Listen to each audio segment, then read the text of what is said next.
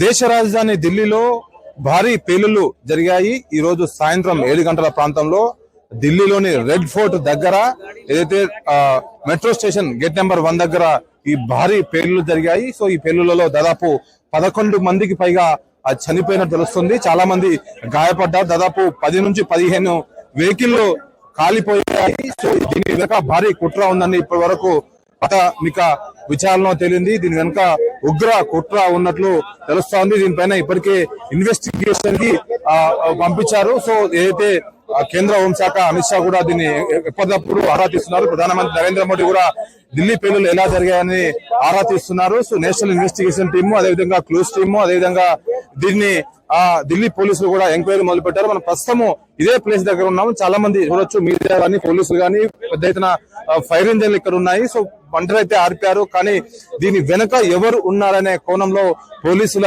అయితే దర్యాప్తు కొనసాగుతున్నది. సో గత 2 రోజులుగా చూసుకుంటే దేశవ్యాప్తంగా అక్కడ గుజరాత్ లో కానీ హైదరాబాద్ లో లింక్ ఉన్న కొంతమంది టెర్రరిస్ట్ ముఠాలను అరెస్ట్ చేశారు. సో ఈ రోజు ఉదయం గజియాబాద్ లో ఒక డాక్టర్ ఇంట్లో సంబంధించిన కొన్ని వస్తువులు దొరికాయి. సో దాని తర్వాత ఈ రోజు సాయంత్రం 7 గంటల సమయంలో ఢిల్లీలో రెడ్ ఫోర్ట్ అత్యంత రద్దీగా ఉండే మార్కెట్, ఢిల్లీలో అత్యంత ప్రధానమైన మార్కెట్.